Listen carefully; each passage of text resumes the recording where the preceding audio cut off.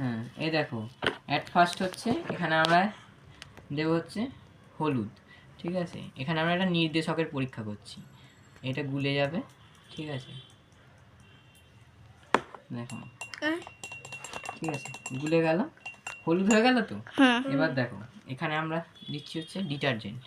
এটা কি হবে দেখো, ক্ষারের উপস্থিতিতে কি হয়, এটা কালার চেঞ্জ করবে, রেড হয়ে যাবে।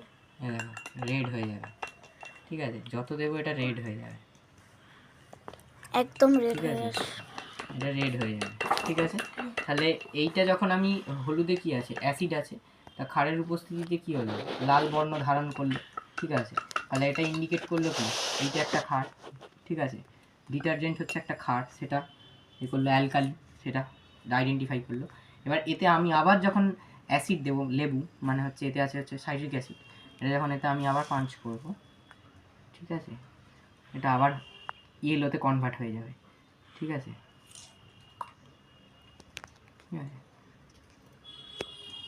দেখবে। ও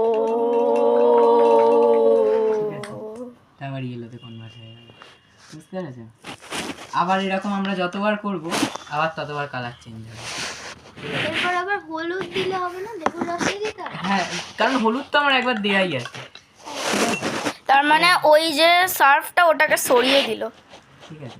আমার মনে হয়। এই হচ্ছে দেখো, ঠিক আছে, গ্রিন হয়ে গ্রিন হয়ে গেছে তো। গ্রিন হয়ে যাচ্ছে তো। আবার এটা যত দেবো আবার ওটাকে তত লাইট করে দেবে, দেখো, ঠিক আছে। ওই হলুদ আবার হলুদটাকে ফিরিয়ে আনছে ও, বুঝতে পেরেছো। নিশ্চয়ই আপনার পেনটা যাবে, ঠিক আছে, বুঝেছে।